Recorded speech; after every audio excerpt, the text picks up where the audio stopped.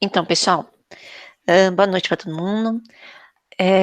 Eu e o professor Emiliano, né, a gente separou nessa parte de processos, né, formadores de relevos, e aí eu fiquei com a parte dos processos endógenos, né, que são processos gerados, né, pela dinâmica da Terra, para geração ou destruição de relevos, enquanto o Emiliano cuidou dos processos exógenos. Aí eu vou falar um pouquinho, só rapidamente, nessa aula, mas só como referência ao que ele vai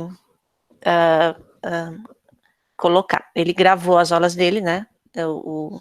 O Léo já disponibilizou o link para vocês. Mas beleza. Bom, então a geomorfologia, né, é o ramo, né, da área de geociências que estuda a evolução das paisagens, dos relevos. E por que é tão importante a gente saber como que se deu essa evolução, né, e como que ela pode progredir ou não? Porque ele auxilia, né, a nós, as políticas públicas, etc., a gerenciar e tentar reconhecer os recursos, né, desses terrenos, desses relevos, seja nos relevos mais altos ou outros locais. Nos auxilia também numa análise da inter-relação, né, entre a Terra e o clima, né, tentar predizer como que essa evolução pode se dar em função de algumas manifestações, né, da dinâmica da Terra ou como que o clima pode influenciar, aí já entra principalmente, né, os processos exógenos, e o quão rápido serão essas transformações, né, o quão rápido ou não são os processos endógenos dos exógenos.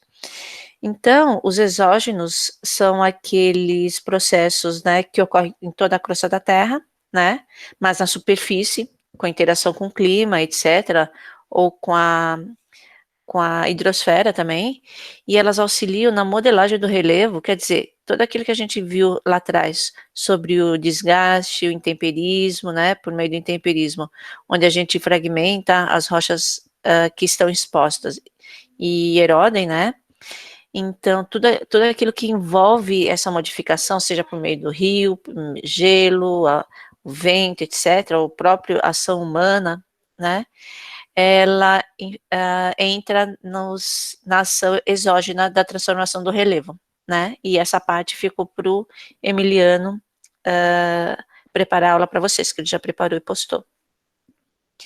Os agentes endógenos, né, que é do interior da Terra, ele modifica o relevo considerando a dinâmica que a Terra possui. Então a gente vai rever um pouquinho, né, do que a gente teve no início das aulas, né, para ver como que esses processos interferem na geração ou transformação da paisagem. Então, elas vão depender do movimento tectônico das placas, como sempre, ou dentro da placa, de vulcanismos, né, que por consequência, geram os abalos sísmicos, como que a gente sentiu essa semana. A gente não, né? O pessoal do Nordeste sentiu essa semana. Então, mas o que são relevos, né? Então, são diferentes formas que a superfície da Terra apresenta, né? Que considera altitudes diferentes e formas variadas. Então, a gente vai ver um pouquinho aqui. Então, mostro rapidamente, né, o que é uma elevação, né, que é uma altitude vertical, né, então, a partir de um determinado ponto, né, de um determinado datum, que pode ser, por exemplo, o nível do mar atual, e em relação às diferentes altitudes que o relevo pode ter. Então, essas são as elevações. E elas são representadas na curva de nível, que vocês vão ter uma aula sobre isso na próxima semana, com o Maurício. E aí, essa configuração dessas diferentes altitudes, né, dessas diferentes elevações da, da crosta, é que nos dá a topografia da região, né? Quer dizer, elas podem nos indicar locais mais íngremes ou mais planos, né? da crosta terrestre. Então, e existem representações gráficas que nos auxiliam nessa interpretação. Então, o relevo, ele representa a diferença da elevação mais alta, né, ponto mais alto, com o local mais baixo de uma região. Então, aí vendo a distância e o local onde essa diferença desses pontos, né, mais alto e mais próximo se encontram, a gente começa a ter uma noção e classificar os relevos. Então, por exemplo, né, se nós temos essa distância na horizontal do ponto mais alto em relação ao mais baixo, então nos dará uma noção, uma classificação de relevo diferente, né, de outro terreno que tem uma distância bem maior entre esses dois pontos antagônicos, vamos dizer assim. Então, por exemplo, né, o que existe na Terra hoje, né, dentre as porções emersas, né, que estão acima do nível do mar. O ponto mais alto existente é no Monte Everest, cerca de 8.600 e tantos metros, e o ponto mais baixo é o fundo do Mar Morto, né, que ele está soerguido também. Mas o ponto mais baixo da crosta terrestre, né, encontrado, fica no relevo marinho, né, e fica nas fossas das Marianas, que fica próximo aos locais de subducção. Então, vamos ver um pouquinho quais são os itens do relevo continental, né? E, conjugado a ele, nós temos a geração do relevo litorâneo ou continental. Então, geralmente nós temos, né, algumas denominações, né, que são mais gerais, né, que são os planaltos, as planícies, né, a cordilheira, né, formada por montanhas e o conjunto delas, né, é chamado de cordilheira. Aí nós temos locais, né, como canyons, lagos terrestres, que ficam geralmente, né, na região da planície, que são os locais mais baixos, ok? Alguns morrotes, vales, a gente vai falando isso ao longo da aula. A região litorânea, né, que é mais a falésia, ilha, erosão da encosta, estuário, é mais relacionado aos processos exógenos, tá? Então, alguma coisinha eu vou falar aqui nessa aula, mas vamos deixar principalmente para a aula do professor Emiliano. Então, uma das principais formas de relevos encontradas são as montanhas ou as cadeias montanhosas, né, que é uma sequência de montanhas, né, formadas que chegam a ter os pontos mais altos da crosta terrestre e apresentam as maiores altitudes, né, geralmente com terreno acidentado. Por quê? Porque o ponto mais alto em relação ao ponto mais baixo, às vezes está muito próximo na distância horizontal, então ele vai ser bastante acidentado e também pela forma de como ele foi gerado.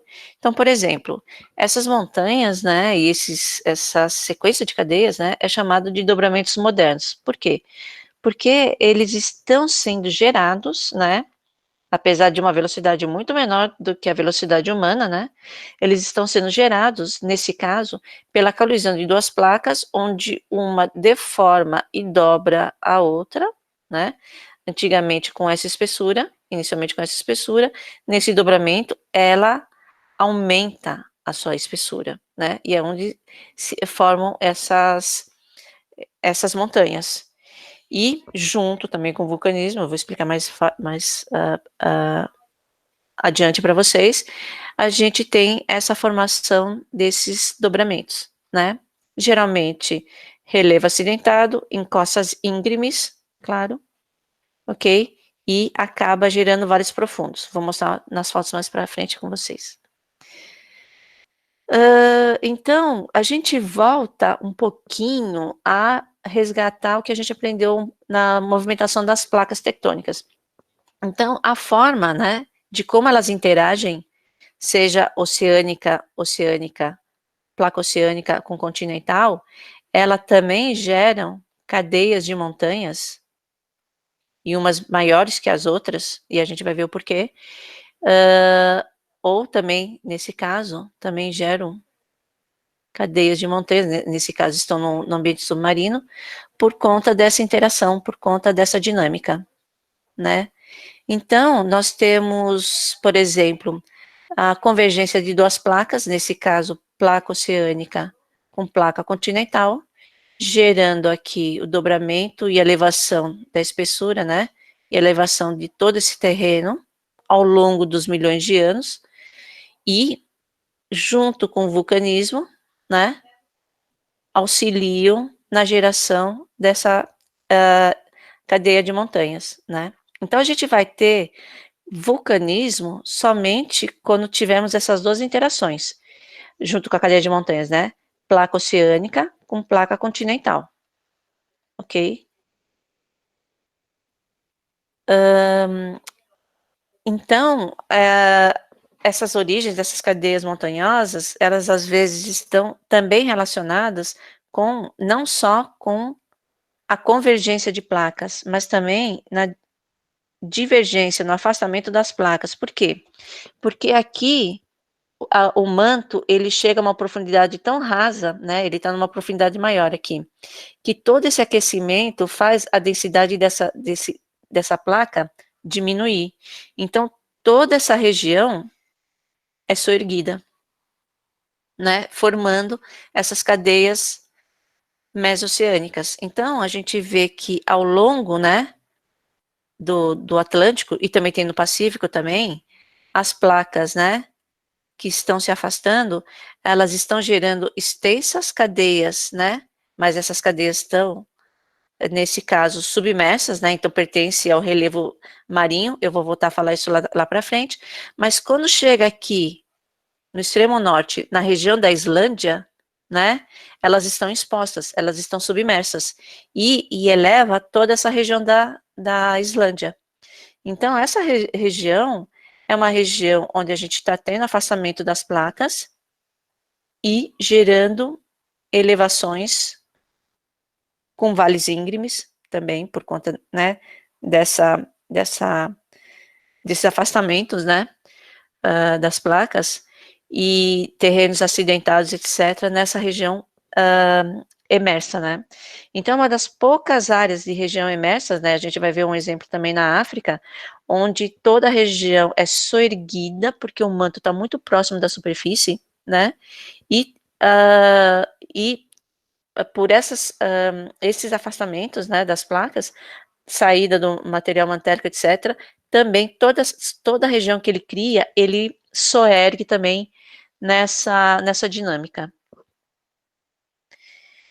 Agora, quando a gente tem a colisão de duas placas continentais, né, como a região lá do platô de Tibete, é onde a gente tem as maiores espessuras de soerguimento de cadeias de montanhas, ok? Pela própria condição das duas placas continentais, mesmo elas sendo espessas, né, mais espessas que as placas oceânicas, o conjunto de rochas dela, elas conseguem atingir as maiores altitudes.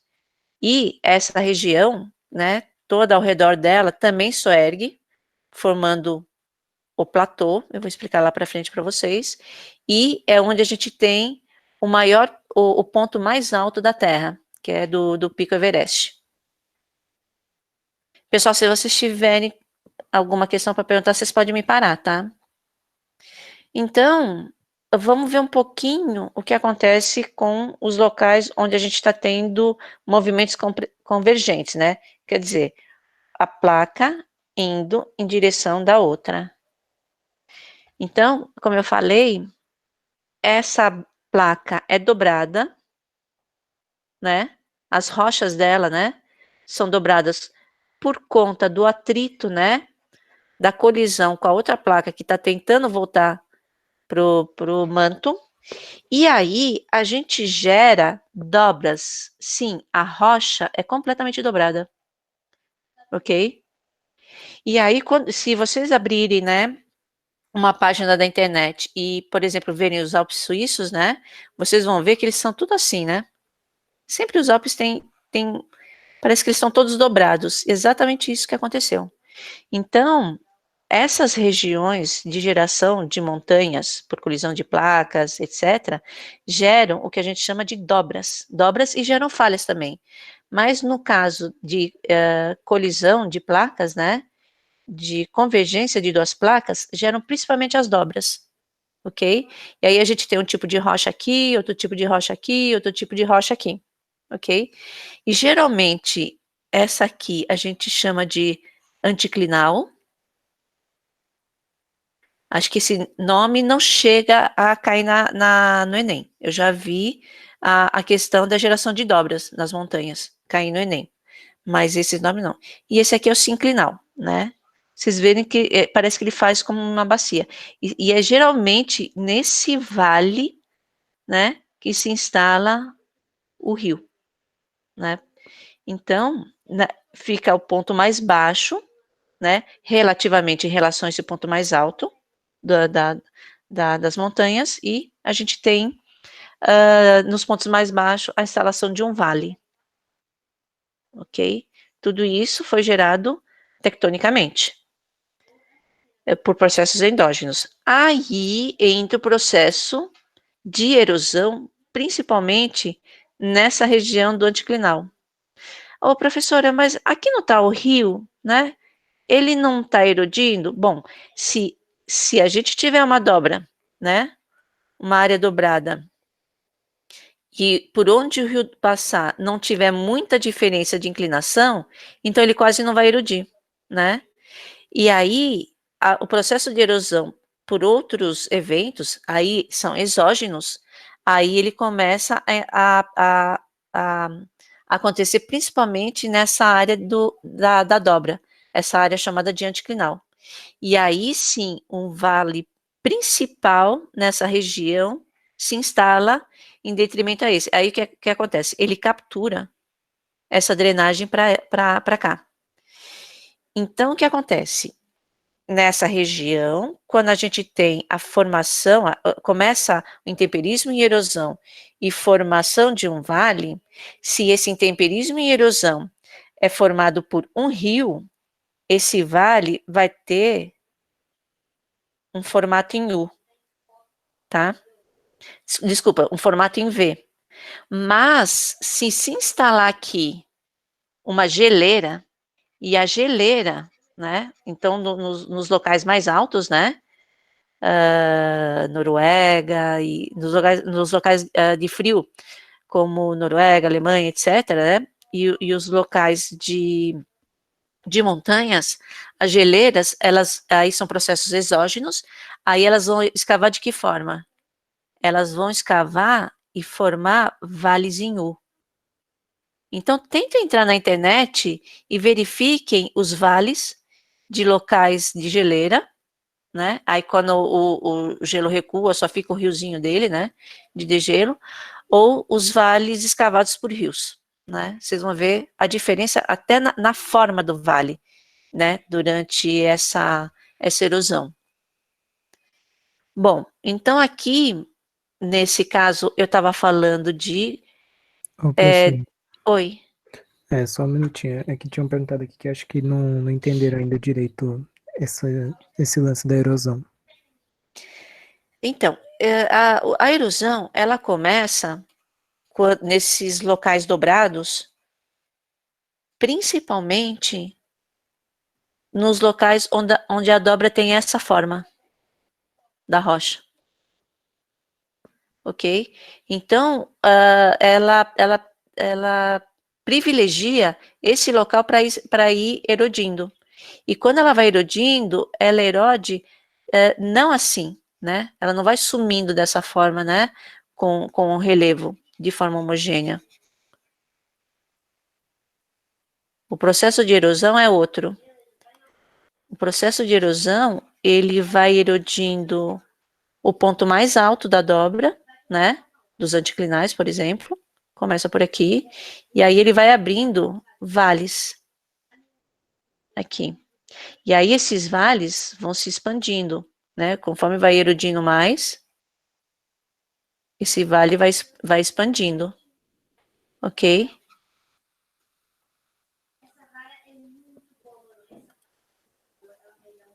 Até ele alcançar a profundidade mais baixa, ou a rocha que o rio não consegue mais escavar, e aí ele se mantém. Então, geralmente, o que acontece? Por que a gente fica com essa área mais alta? Porque as rochas aqui são muito mais resistentes à erosão do que essa parte aqui. Então, ele consegue vencer a erosão dessa porção dessa rocha mais resistente, só que quando chega nessa outra rocha menos resistente à erosão, aí ele vai que vai. Ele vai erodindo, até ele encontrar uma outra rocha mais resistente também, né? Porque lembra, o empilhamento, ou as rochas, sei lá, elas têm resistências diferentes, né? Então, por exemplo, tem rocha que você consegue quebrar facilmente, tem rocha que é muito mais dura. Tem granito que é mais fácil quebrar, tem granito que é mais duro, né? A mesma coisa aqui, a gente pode ter um granito mais duro aqui e um granito mais maleável aqui, mais fácil de erodir. Então, por isso que a gente continua com essas áreas mais elevadas em relação a esse. Entendeu? Deu para entender, Léo? Uhum. Escreveu aqui que entendeu, sim. Legal. Então, além da gente ter esse dobramento de rochas, né? No limite de placas, a gente pode ter dobramento de rochas, como aqui no Canadá e Estados Unidos, no meio da placa. Então, ele está aqui, gente, no meio da placa. Então, esses movimentos, né, convergentes, né, de compressão por alguma questão tectônica, né, da dinâmica da Terra, acaba gerando essas montanhas. Aí são da região da, do oeste, né, do Canadá ao centro-sul, né, dos Estados Unidos. Então, o pico mais alto fica nos Estados Unidos, chega a 4.400 metros de altitude, ok? Essas do Canadá, eu não sei se chega a 3.000 e pouco, eu não sei direito a altitude lá. E formam, né, uma cordilheira, né, bastante extensa, né, de 4.800 quilômetros de extensão, né, nessa extensão, e de largura, variando de 110 a 480 quilômetros. Aí, nós temos aqui, trazendo aqui para o nosso continente, né, nós temos quem? A geração, né, desse dobramento todo da placa continental, gerando todos esses altos aqui, nessa região aqui. Ok? E gerando uma extensa região de cadeia de montanhas, né? E aí a gente tem nessa região, por ser uma placa oceânica com uma placa continental, ainda a formação de vulcanismo. Nessas outras regiões, né, que eu mostrei para vocês, essa daqui e a continental, né, a colisão continental, de placas continentais, a gente não tem vulcanismo. Então, quer dizer, além da gente ter terremoto provocado aqui, a gente tem o terremoto quando tem explosão do vulcão também, né? Então, mais catastrófico ainda, né? Então, e aí, por essa compensação, né? Então, quer dizer, a gente tem as elevações dos altos provocados tectonicamente e tectonicamente adjacente a ele, a gente tem os afundamentos que a gente vai falar lá na frente das planícies, né? São depressões que formam bacias sedimentares que ficam nessa região aqui, ou na frente dele. E aí vai receber todos esses sedimentos, né, erosivos que o processo exógenos vai atuar, né? Então a gente tem aqui a bacia do Acre, nessa região aqui, afundando por conta dessa elevação aqui dos Andes, da cadeia andina. A bacia do Amazonas já foi um dia assim, hoje ela não está mais afundando, mas ela preserva toda a, a, a drenagem que foi criada por conta dessa compensação, né, isostática, né, por conta desse peso a mais que foi colocado na nossa placa. Nessa placa aqui, que é esse peso a mais aqui de conjunto de rochas amassadas e mais o vulcanismo.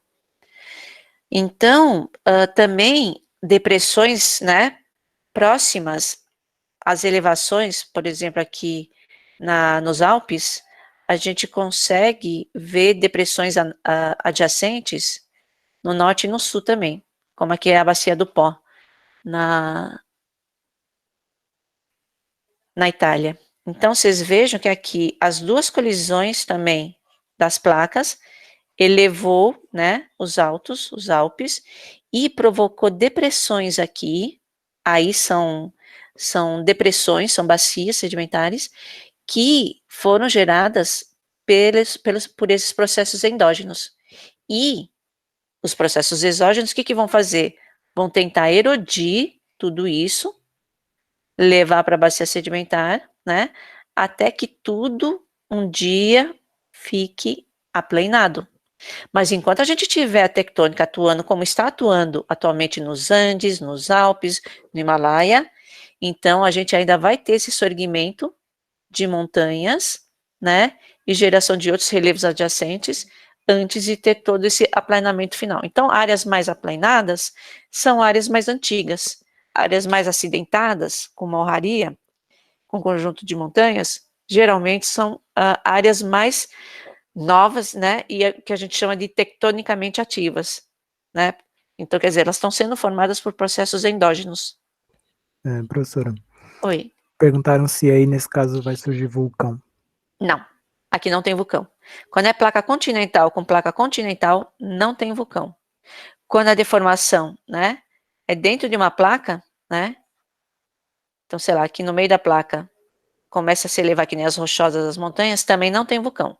O único local que tem vulcão é o encontro de placa oceânica com placa continental, como os Andes, como a cadeia andina, tá? Aí ela se estende desde da América do Sul até a América do Norte também, tá? Na América do Norte não, é outro processo, tem alguns locais que tem esse encontro, tá? Mas ela está principalmente aqui na nossa placa sul-americana. Beleza, obrigado, professor. Falou aqui Tá. que entendeu. Então, o que acontece? A gente tem os orógenos colisionais, que são a colisão de duas placas continental, né? O caso mais bonito que a gente tem, né? A cordilheira do Himalaia, né? Então, a placa da Índia, né? Está se chocando com a placa da Ásia, ok? E gerando essa região cheia de montanhas, mas elevando uma parte também junto, formando um platô. Então, a gente vai ter elevações com locais mais elevados, só que essas elevações que estão acima, né, dos níveis mais baixos são chamados de platôs. Quer dizer, a gente tem a movimentação tectônica, a erosão está atuando, mas não está dando conta, os processos exógenos não estão dando conta, por quê? Porque eu tenho uma manutenção dos processos endógenos nessa elevação.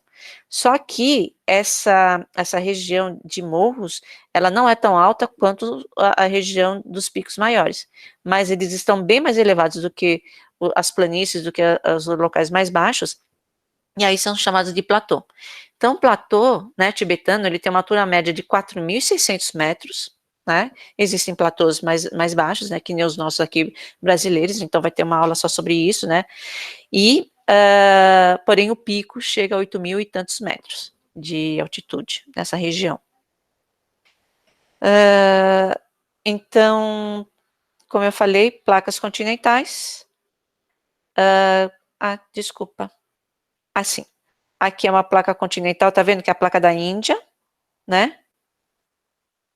Junto da placa da Ásia, gerando toda essa região, né? Do platô do Tibete com a cadeia de montanhas do Himalaia, tá?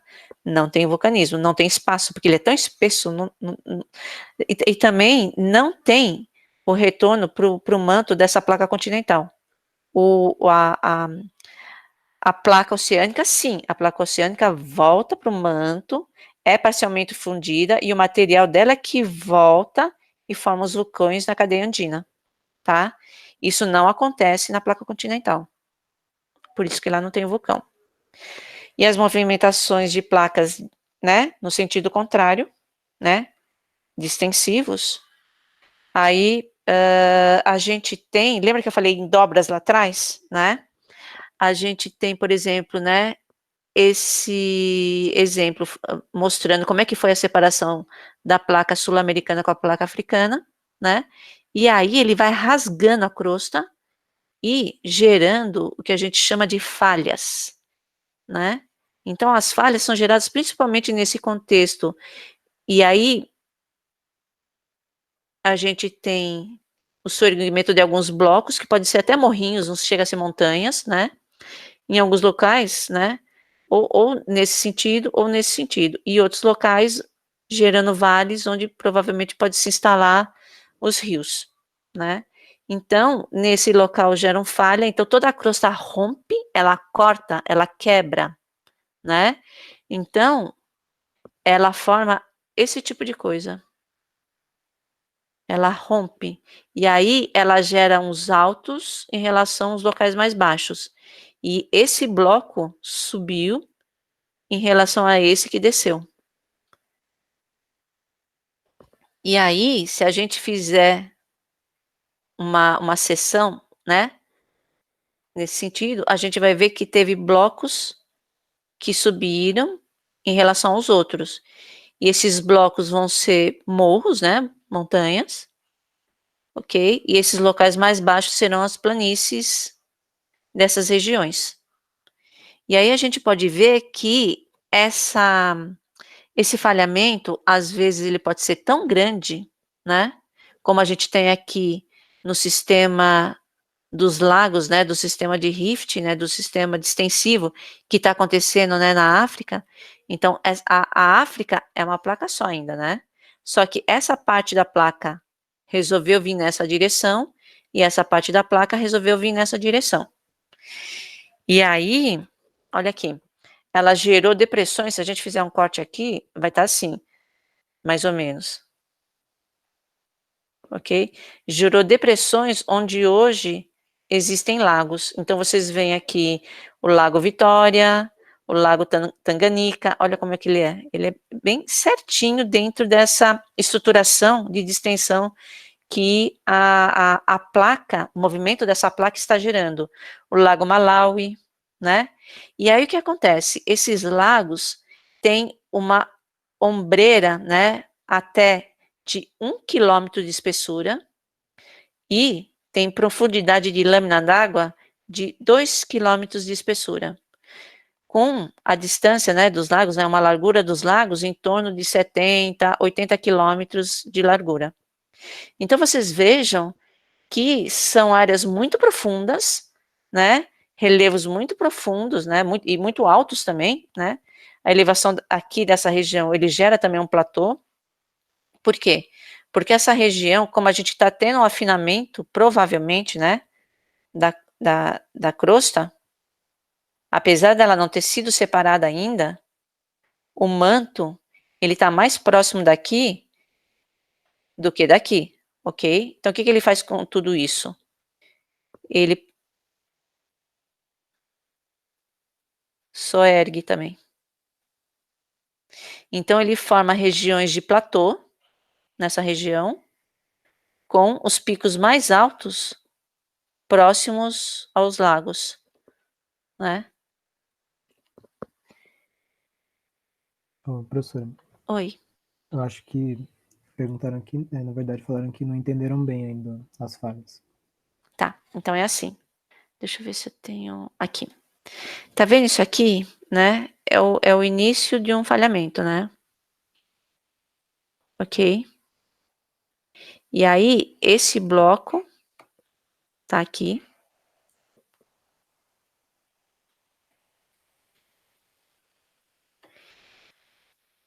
E esse outro bloco aqui tá para cá. Tá? Então, esse é o bloco 1, esse é o bloco 2, esse aqui é o plano de falha. Como ele falhou.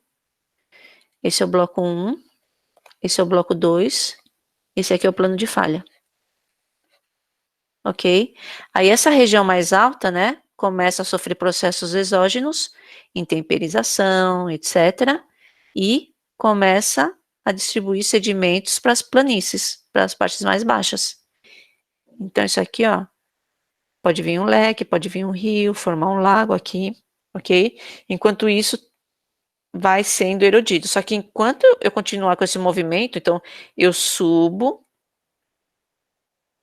erodo uma parte, mas eu subo de novo, então sempre tem esse jogo. Então a tectônica interna da Terra faz esses altos subirem, gerando esse rompimento, esse rasgo da rocha, dos blocos, né? E aí eles são extensos até, essas falhas, né? Então elas estão aqui. Deixa eu parar tudo isso.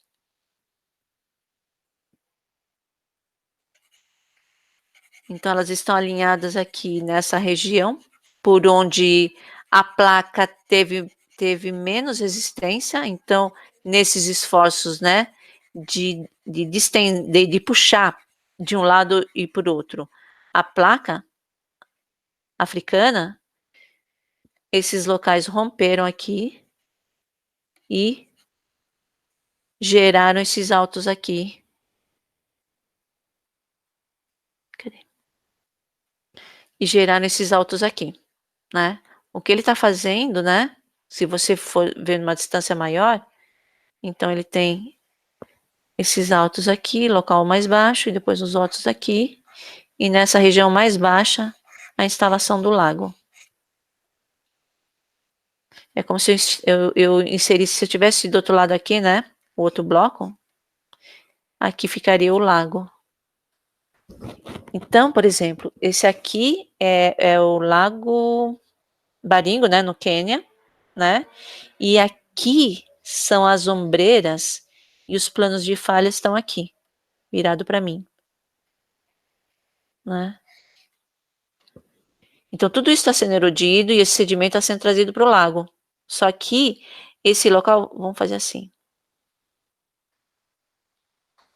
Esse local está tão baixo que o lençol freático consegue alcançar e formar o lago. Então os bichinhos estão aqui embaixo, ok?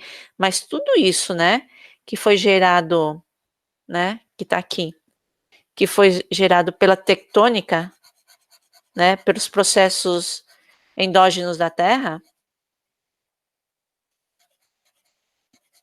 Então, por exemplo, naquela figura, o lago está aqui, se instalou aqui, no local mais baixo, né? O animalzinho está aqui, ok? E as montanhas são aqui, uns 2 quilômetros de altura, 1 quilômetro de altura. E tudo isso tende a ser erodido, né? Tende a ser erodido, e se não tiver mais tectônica, tudo isso vai se suavizar no mesmo nível das áreas mais baixas. Só que se a gente continuar tendo esse levantamento do bloco, né, gerando essas falhas que ocorrem nas placas distensivas, aí a gente tem essa, essa manutenção, né, das montanhas sendo geradas na região. Entenderam? A Amanda que tinha perguntado entendeu. Aí surgiu uma nova pergunta aqui, professora da Júlia, que ela falou assim, ó, os falhamentos acontecem então numa mesma placa que rompe ou em placas diferentes? Na mesma placa que está tentando se romper. Ela começa dentro da placa. Quando ela finalmente se rompe, aí ela vira 2 placas. Deixa eu ver aqui. Tá vendo? Aqui, ela começa aqui tentando se romper. E continua, né? E continua. Quando ela finalmente se rompe e sai o manto, o material mantélico, começa a formar, né, a placa oceânica, porque ela se solidifica aqui na nossa temperatura. Aqui é a cadeia mesoceânica, imagina, né? Aqui é a placa oceânica, e a parte que estava se rompendo e finalmente se rompeu fica aqui. O que estava aqui veio parar aqui. E é isso que está acontecendo com a gente, né? Placa sul-americana, placa africana se separando. Agora, o que está acontecendo no lado leste da placa africana é isso aqui. Então, vocês vejam que aqui já tem uma ondulação, por conta da elevação desse manto aqui. Ok? Fora isso, tem essa elevação de falhamento, né? Porque ele vai. É a mesma coisa que você pegar uma régua e torcer. Quando você torce a régua, no meio da régua, o que vai acontecer? Então, tá aqui a régua, você torce ela. Quando você torce ela, o que vai acontecer? Um monte de fissurinha aqui. Aqui também, um monte de fissurinha aqui, que se rompe. Isso aqui, ó, é um monte de fissurinha dessa régua aqui que foi torcida.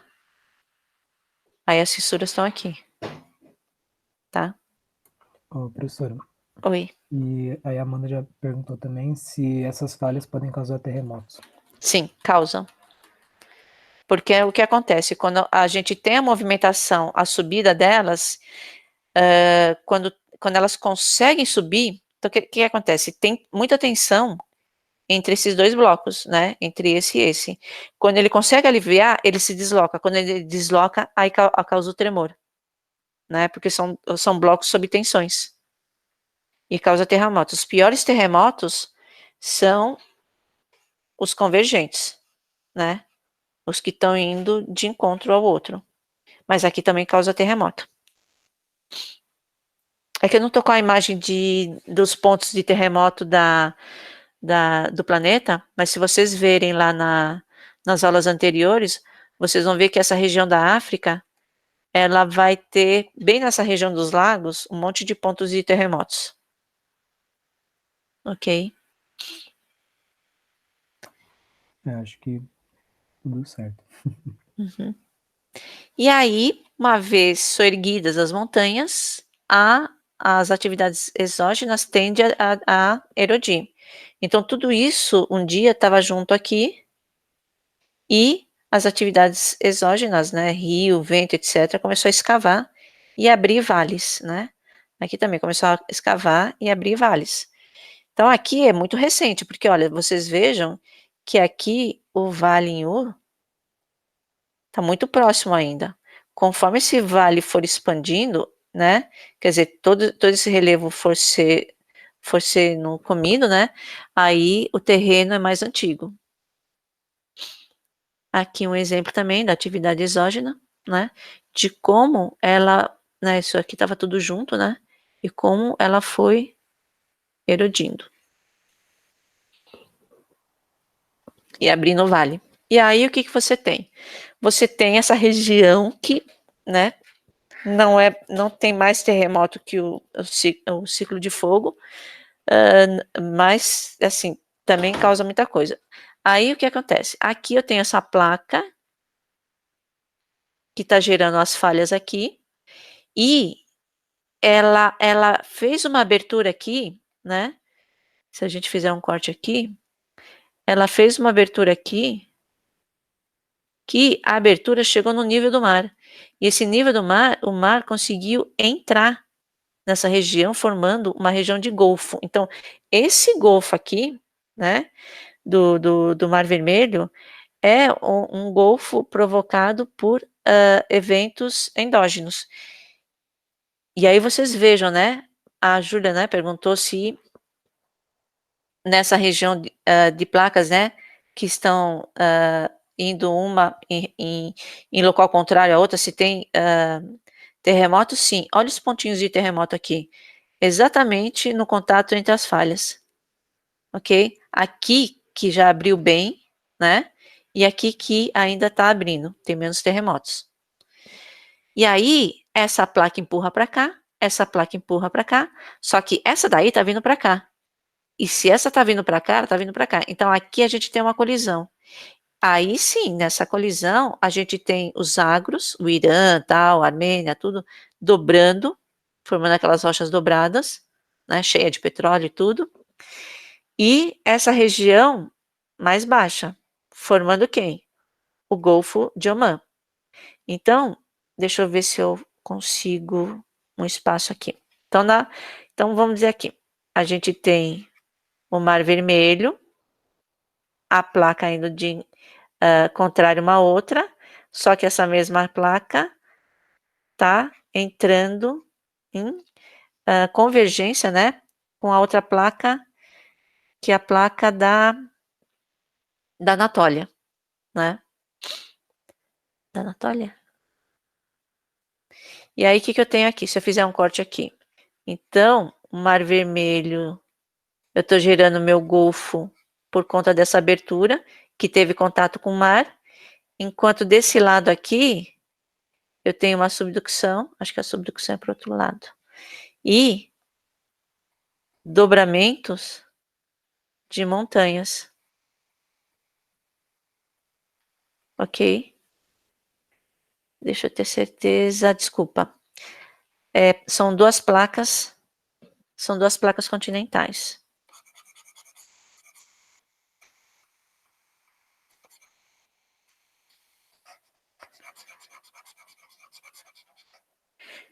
Deixa eu fazer um pouco menor isso aqui.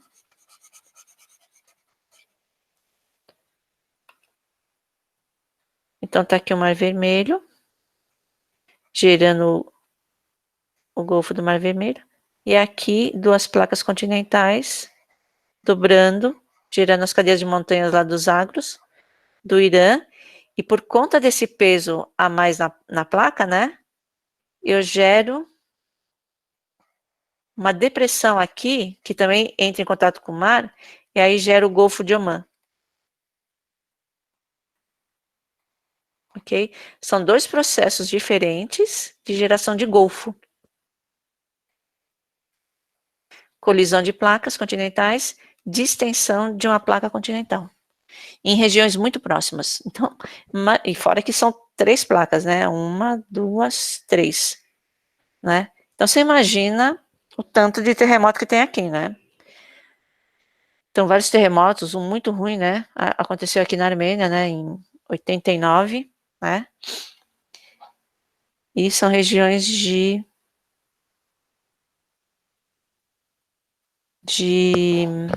terremotos. Aqui já expliquei para vocês, né? O território, né? A Cordilheira dos Andes, né? Que atravessa a Venezuela, Colômbia, Equador, Peru, Bolívia, Chile e Argentina, mais de 7 mil quilômetros de extensão, e o ponto mais alto é o Aconcagua, com 6.962 metros, ok? Só que, lembre-se, a geração principal de montanhas são em colisões de placas continentais. Então, todo o processo exógeno, né, se ele tiver chance de desgastar, né, e remover essas montanhas, ele vai ter. Só que se a gente tiver ainda um incremento pelos movimentos tectônicos, né, dinâmicos da Terra, essas montanhas vão se preservar. Então, sempre vai ser uma competição da erosão versus a manutenção das montanhas. Ok? A gente só vai ter isso em locais instáveis, em locais tectonicamente ativos, em locais com dobramentos modernos.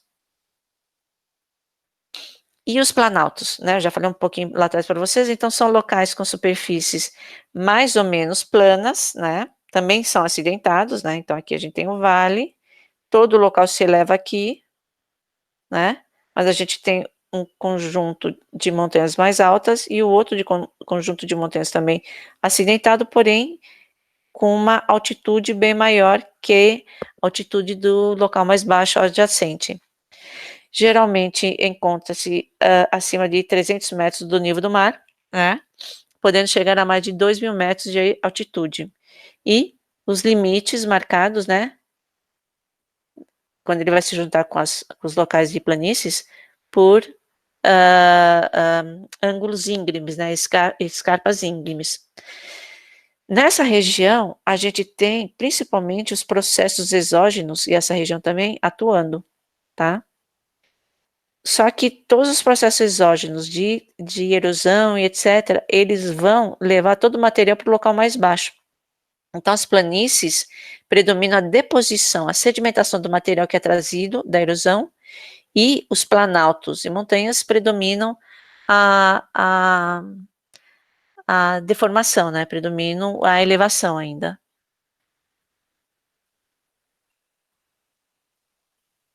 Então, planaltos, né, são serras, tabuleiros, chapadas, morros, né, moldados por processos de intemperismo e erosivos, só que que já são processos exógenos.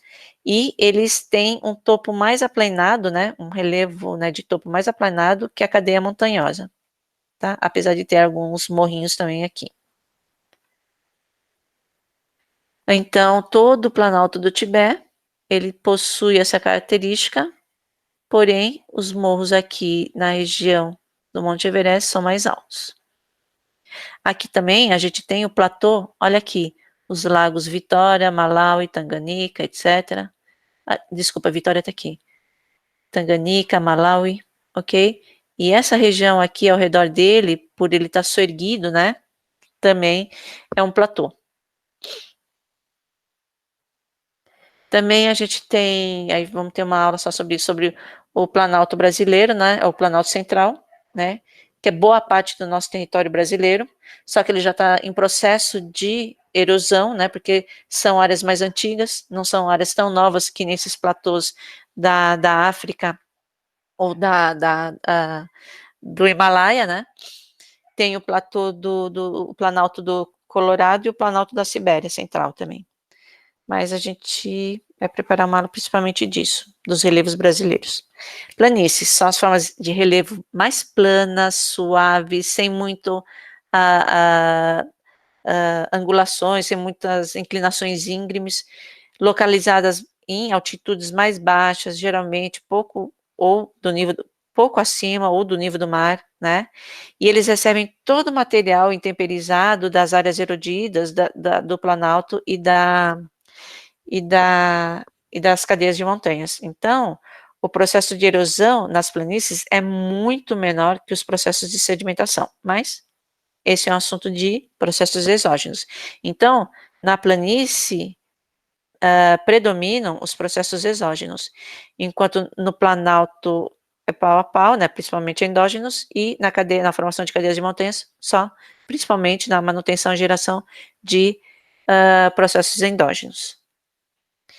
Planície fluvial, aí sim, são áreas extensas, aí vocês veem, né, são áreas extensas, quase que planas, onde locais extensos de instalação fluvial, planícies fluviais, planícies aluviais são instaladas. Então, um exemplo maravilhoso, né, são os rios, né, da região do Amazonas, né, ou da região do Pantanal, onde a gente tem áreas muito extensas, muito planas na região.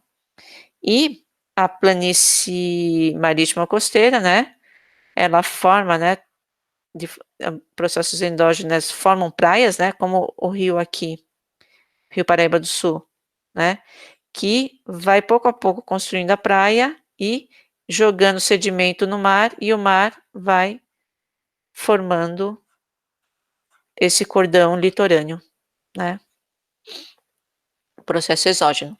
Então, não vou explicar aqui, só para vocês terem uma ideia, todo esse processo de golfo, formação de deltas, ilhas, baías, penínsulas, enseadas, istmos, lagunas, dunas, etc., fiordes, são processos endógenos. Por quê? Porque predominam nas partes mais baixas do relevo emerso, tá?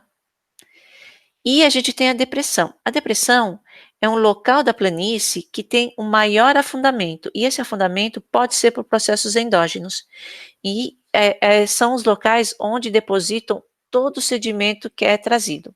Então, por exemplo, tem dois tipos, né? A depressão relativa, que é a região rebaixada em relação às áreas vizinhas, com altitudes mais elevadas, e depressão, por exemplo, a região do Pantanal. Então, a gente tem aqui os Andes, né? Para compensar uma depressão, né? Compensação isostática da placa. E essa depressão faz com que, por exemplo, a região ou do Acre ou do Pantanal tenham locais muito extensos de alagamento, porque o lençol freático aflorando muito. Então, são áreas muito extensas e que têm um afundamento preferencial em relação às áreas das planícies.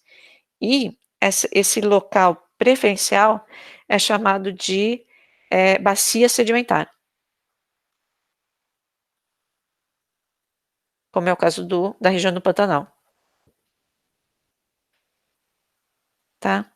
Uma depressão absoluta, né, também possui essas depressões, só que a altitude dela é ainda inferior ao do nível do mar. Então, por exemplo, o Mar Morto, tudo bem que ele está numa região continental, só que o ponto mais baixo dele está abaixo do nível do mar. A Pantanal não chega a estar abaixo do nível do mar. Então, essa depressão, né, quando nós temos essas porções preferenciais afundando numa extensão da crosta, né, por movimentos tectônicos, muitas vezes nem os geofísicos, os geólogos sabem quais movimentos são esses são chamados de bacias sedimentares. E aí, são essas bacias sedimentares, né, que por conta do afundamento da crosta terrestre, né, geram essas depressões e com o tempo vão afundando cada vez mais, só que elas ficam armazenando todo o sedimento que é trazido nela. E ela vai afundando, e essas depressões, elas podem chegar, dependendo do tipo da bacia, etc., onde que ela está da placa tectônica, ela pode chegar até 15 quilômetros de espessura de sedimento, só juntando sedimento. Então tá aqui. Então tá aqui um local preferencial afundando, né? Pode ser abaixo do nível do mar ou acima do nível do mar, né? E aí, mas nesse local, o constante afundamento, ele vai juntando e organizando e concentrando todo o material sedimentar que trouxe da erosão, do intemperismo, das maiores elevações, dos relevos mais elevados. Mas se a gente tiver um soerguimento, né, uma mudança tectônica, e esse local não mais afundar, soerguer, então tudo vai estar exposto agora, dobrado e servindo como material, área-fonte, para ser intemperizada, erodida e transportada. Então, por exemplo, aqui a gente tem a região de montanhas, os locais mais elevados, né, porém uma altitude não tão alta, os platôs, e as regiões mais baixas, onde tem instalação de grandes planícies fluviais, aluviais, lagos, etc. Aí é a região da planície. Até aí tudo bem? Ah, sim. E aí a gente vai ter bacia também associada na colisão de duas placas continentais. Então aqui, dobramento, né? Himalaia, nananã. Aí a gente tem bacia sedimentar aqui, bacia sedimentar aqui. Então esse afundamento é um afundamento tectônico também, um afundamento, uma depressão por processos endógenos. Mesma coisa aqui. Então a gente tem aqui placa continental com placa oceânica. Aí a gente tem uma compensação aqui na frente, outra compensação aqui atrás, de depressões, também formando junto aos platôs próximos, né, adjacentes aos platôs, e a formação de cadeias de montanhas, no caso as andinas, né. Tem também essas depressões próximos no nível das planícies sedimentares. E aí a gente tem todo esse processo de retroalimentação, soerguimento, né, de toda a cadeia de montanhas ou do platô, processos de erosão, né, processos de sedimentação nas planícies ou nas bacias sedimentares, né, tudo isso podendo voltar e alimentando de novo no ciclo das rochas, né, como nesse caso. Existem algumas teorias, né, desses três autores. Cadê? Penck, Hack, esse último não. E Davis. Em que eles tentaram ver qual seria a velocidade de erosão, né, em relação ao soerguimento das cadeias. Então, um falou, não, as cadeias elevam rapidamente e a erosão é rápida. Não. O outro falou, não, as cadeias elevam muito devagar e a erosão também é muito devagar. O outro falou, não, a erosão, a taxa é menor ainda de erosão, então a gente forma primeiro as montanhas e depois erode. Então, esse é um estudo profundo, não vou falar aqui, né, mas geralmente o pessoal tenta ver se quem vence, se são os processos endógenos na formação de relevos ou os processos exógenos na eliminação desses relevos gerados pela dinâmica da Terra. Até aí, tudo bem, pessoal? Aí eu vou falar um pouquinho agora do relevo marinho, tá? Então, eu estava falando até então do relevo emerso, né? Do relevo continental. Então, a gente vai falar um pouco do relevo marinho. O relevo marinho, ele tem muita influência da tectônica, de toda a tectônica, de toda a dinâmica que as placas sofrem. Então, aqui tem alguns nomes, né? Plataforma continental, talude continental, sopé continental, planície abissal. E aí no meio, né, lá embaixo, a 4, 5 quilômetros de profundidade, temos montes submarinos, ilhas vulcânicas, colina abissal, a cadeia mesoceânica, por onde sai o magma, ok? Então vamos ver como é que a gente diferencia. Bom, de uma forma geral, o relevo marinho é compartimentado em 3 feições principais. A plataforma continental, ok? Vamos colocar aqui continental. É um segmento da crosta terrestre, né? Que tem ligação com o continente e tem uma inclinação baixa, inferior a 1 grau, ok? Então, de repente, esse segmento da crosta tem uma inclinação de mergulho maior.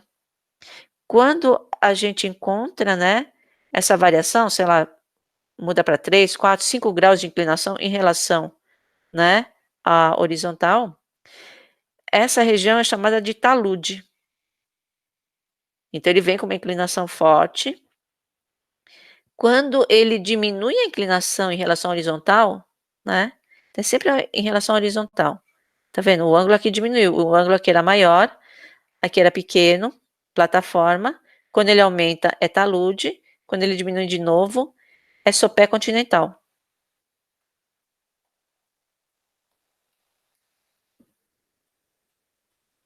E aí para frente a gente tem a planície abissal.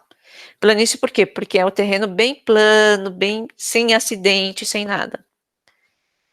Então, aqui o talude, ele ao longo da nossa costa, né, a gente tem uma profundidade média máxima da plataforma com o nível do mar em torno de 200. Alguns locais da nossa plataforma, da nossa margem continental, variam de 140 de profundidade máxima, outros locais de 240 profundidade máxima, mas no geral é 200 metros.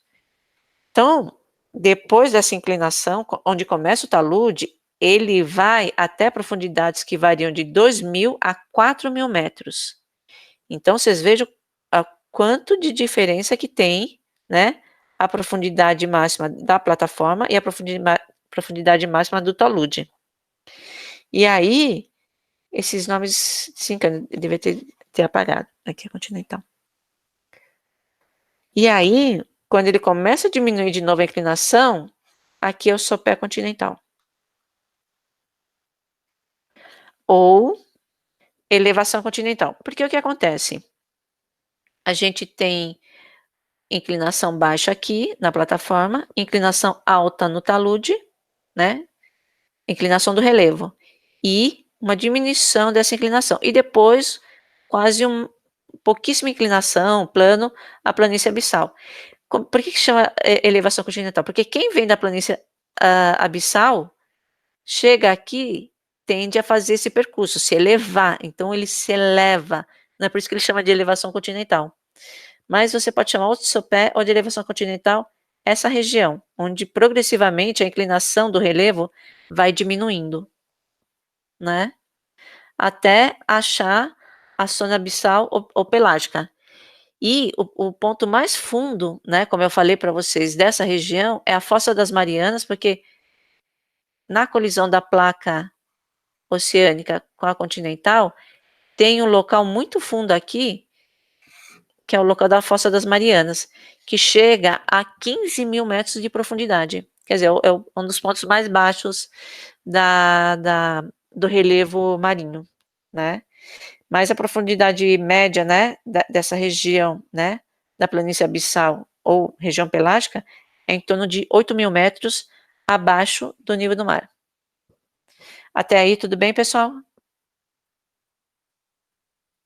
Tudo bem? Léo? Por enquanto, sim. Tá. E ninguém perguntou nada. Ah, então beleza. Então aqui a gente tem um relevo marinho. Plataforma, começa a inclinar muito, talude, começa a diminuir a inclinação, sopé, mais ou menos essa região, e fica mais ou menos tudo igual, planície abissal.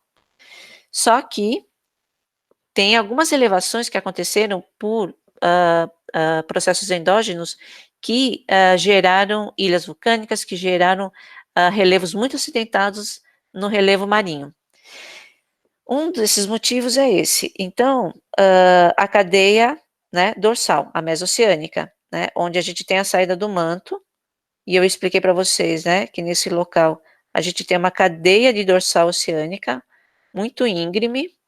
Eu não lembro agora a altitude, pessoal, pedi desculpas. E por conta desse calor aqui que se instala, então ele eleva, né, ele eleva toda a região, né, da cadeia mesoceânica que está sendo gerada, né? Da saída do manto. Um outro local também que eu expliquei lá na aula de tectônica de placas foi quando a gente tem aquele material que sai, que vem de profundidades maiores do manto e sai na forma de vulcão, formando ilhas vulcânicas, né? E ele corta a placa, né? Então ele pode cortar tanto a placa oceânica quanto a placa continental. Então a gente pode ter aqui a saída desse material mantélico, né, que a gente chama, formando vulcões, formando cadeias de montanhas. A gente pode também ter ilhas vulcânicas, né, um segmento de ilhas vulcânicas, como no Japão. Aqui é o exemplo do Japão, tá? Quando a gente tem um encontro de duas placas, placa oceânica com placa oceânica, tá? Aí essa formação de relevo, essa formação de montanhas é no relevo marinho, tá? Aqui o exemplo é do Havaí, ok? Esse exemplo aqui do hotspot, do ponto quente.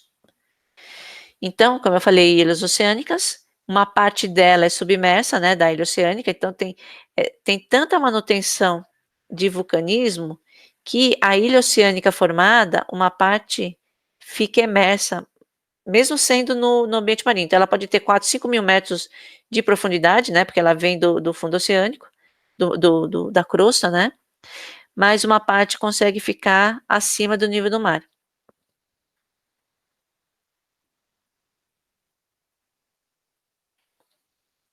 E tem também essa ilha oceânica aqui formada por esse material mantélico.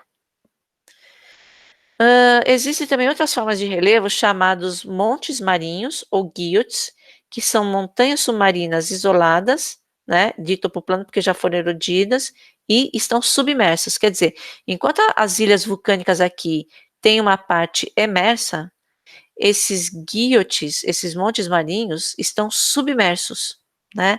E provavelmente eles foram antigas ilhas vulcânicas que foram extintos e a elevação do nível do mar cobriu eles, né? Então eles são chamados de montes marinhos. Então são geralmente de rochas ígneas, formados de rochas ígneas, que não tiveram a mesma evolução. Eu vou explicar um exemplo como é que é a evolução deles, que é a mesma evolução que essas ilhas oceânicas, tá? Então, o fundo da bacia, né, tem também o fundo da bacia que é acima de 5.000, 8.000 metros de profundidade. Então, lembra, né, dessa separação? Então, a gente tem uma placa vindo para cá, outra placa vindo para cá. Para acomodar a velocidade dessas placas, a gente tem as tais falhas transformes. E nessas falhas transformes, a gente tem locais muito profundos onde o magma consegue sair. O magma consegue sair e formar montanhas ígneas. Esse é o caso, por exemplo, da região do arquipélago de Fernando de Noronha e o Atol das Rocas, né? Então, vocês vejam que ele está nessa região da falha transforme e esse material, né, vulcânico conseguiu sair e formar essas ilhas, essa cadeia de montanhas submarina. E aí vocês vejam que a profundidade é de 4.000 metros, como está aqui, e com a parte submersa. Mas ele é diferente. Então, enquanto as outras dois vulcanismos que formam as ilhas vulcânicas têm esses dois processos, a região do Atol das Rocas e do arquipélago de Fernando de Noronha se aproveitou dessa fragilidade, né, da crosta. Tá vendo esses rasgos que tem aqui? Essa fragilidade dessa crosta para extrudir, sair também na forma de vulcão, tá? Que são rasgos que vão até o manto da placa litosférica, da placa oceânica. Tá vendo que eles são mais novinhos? Eles têm 112 milhões de anos, uns têm, alguns, né, mais para sul, na Ilha de Trindade, tem uns 2, 3 milhões de anos, né? Então, vocês vejam que a gente tem várias zonas de fraturas aqui, e aí a gente tem instalação de algum material mantélico. E aí, né, aqui no Sudeste, a gente tem a cadeia de Vitória e Trindade, formando, aí vocês vejam aqui, com 5.000, quase 5.000 metros de profundidade, o ponto mais baixo. Então, cada uma dessas, se você fizer um corte, vocês vejam que elas chegam muito próximo ao nível do mar. Ok? Então, são ilhas, são montes submarinos, guilts, formados pela saída de magma, que se aproveitaram dessas zonas, tá? E aí, vocês veem, né, que essa região está muito perto de Abrolhos e também tem conchas. Por quê? Porque uma região, né, isolada, né, no nível do mar. Aí eu tenho bichinhos que adoram viver no lugar calmo, que não tem, né, muita água turva, e aí eles vão se instalar aqui ao redor dessas ilhas, a uma profundidade mais ou menos de 10, 20 metros de profundidade, né, pode chegar até 100 no máximo, e eles vão formar lindos recifes de corais aqui ao redor. Né? Então, quer dizer, processos exógenos modificando a paisagem, lindas, por sinal, em cima de eventos endógenos, né, que não estão mais ativos hoje e que geraram locais propícios para formação de uma outra paisagem, né? Então, ele está bastante próximo aqui de Abrolhos.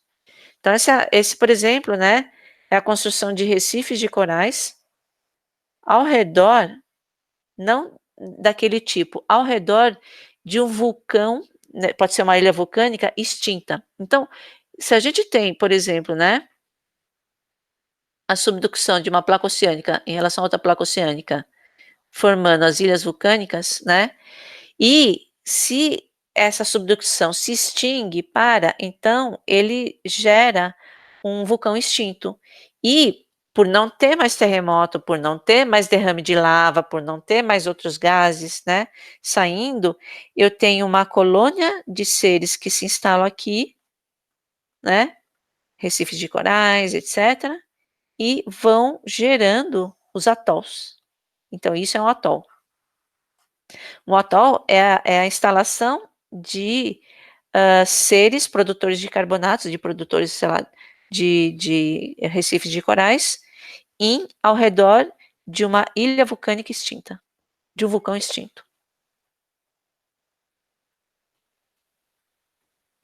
Ok, pessoal? Alguma pergunta? Tranquilo, Léo?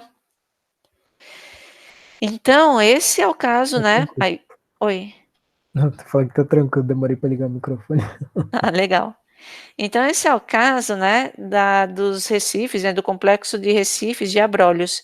Eles estão instalados em elevações vulcânicas basálticas extintas, né, que foram construídas há cerca de 52 ou 41 milhões de anos atrás, né, junto com o vulcanismo das ilhas de Trindade, da cadeia de Trindade e Martins Vaz, tá? Aí a gente tem formação de platôs também, né, no fundo marinho. E como é que são esses platôs? Porque vocês vejam que essas construções são isoladas, né? Tanto essa que se aproveita das falhas transformes, quanto a construção de ilhas vulcânicas. Quando é que você tem a construção de platôs? Então, por exemplo, a construção do platô do Ceará é um monte submarino, né, com superfície e tal. Então, o que acontece? Esses locais, vamos usar esse aqui. Esses locais aqui, que tem a instalação desses montes submarinos, né, formados, e depois ele serve como barreiras para os sedimentos que vêm da costa e vão se acumulando aqui, eles juntam e preenche como se fosse uma bacia sedimentar, porque aqui é entope, né? E aqui essa região é chamada de platô, mas é um platô formado pela barreira, né, do monte submarino que represou todo o sedimento que foi empilhando nessa região, o sedimento que vinha das áreas emersas. Então ele forma esses platôs. Então esse é o caso do platô do Ceará, da margem do Ceará, tá? Também a gente tem essas barreiras físicas, né? Então vocês podem ver aqui, ó, os montes, os guilhots, né? Que estavam separados, e os sedimentos que foram sendo represados por eles. Aqui tem um exemplo legal, né? Um guilhote e todo o sedimento que ele represou, né? Então aqui é uma região mais elevada do que aqui embaixo. Então aqui é chamado de platô, tá? Então, esses platôs são processos exógenos, né? Porque está trazendo sedimento e está entupindo uma fisiografia já formada, né? Pelos guilhots, ok? Mas é um platô gerado por processos exógenos, tá? Mesma coisa aqui. E a gente tem também na região, né? Que vai de Salvador, né? A São Paulo, uma extensa área de um platô chamado de o platô de São Paulo. Aí é outra questão. Aí também são processos exógenos, né? Então aqui está a plataforma, o talude, e vocês vejam que aqui o que seria o sopé continental está a 2.000 metros e não a 4.000 metros, 5.000 metros de profundidade. Por quê? Porque essas construções aqui, que não são montes submarinos, mas é uma camada de sal, são cones de sal de cerca de 2 quilômetros até 2 quilômetros de altura, né? E vocês já ouviram falar do sal, do pré-sal, né? Então, essas camadas de sal espessas, embaixo delas é que tem o petróleo. Ok? Só que elas serviram de barreira também, da mesma forma que não é que elas serviram de barreira, o que elas fizeram? Nós tínhamos a plataforma, talude, sopé continental, tá? Em algumas regiões, né? E aí era formado por sedimentos, ok? Em algumas regiões essa camada de sal, ela afinou e ela enrugou aqui. Quando ela enrugou aqui, ela pegou todo o sedimento que estava acima dela, enrugou também, formando esse platô, tá? Isso aí vem acontecendo de eu não sei, de uns 10 milhões, uns 5 milhões de anos para cá, tá? O que mais que faltou eu falar aqui? Tava pensando aqui agora. Que eu esqueci de colocar. Bom, mas é isso, pessoal. Ah, sim, uma coisa que eu esqueci de explicar para vocês lá atrás. Lembrei agora. Por que a gente tem essa diferença, né? da plataforma mais alta, aí tem o talude mais íngreme e o sopé continental, né? Sopé continental e a planície abissal. Lembra que eu falei para vocês aqui atrás, na separação das placas?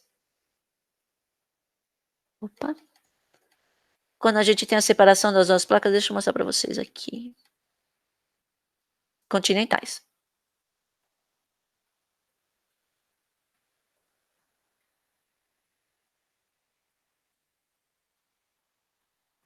Quando a gente tem essa separação das placas continentais, né? Então, aqui eu tenho continente, placa continental, placa continental.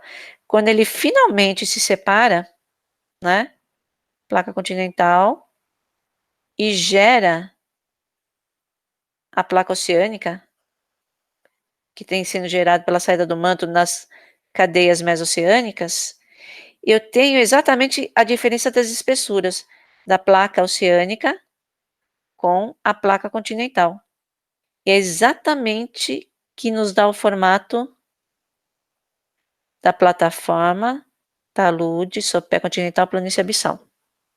Então, essa nossa fisiografia mais genérica, ela é herdada por conta da diferença de espessura das placas formadas nessa distensão. Ok, pessoal? Bom, é isso.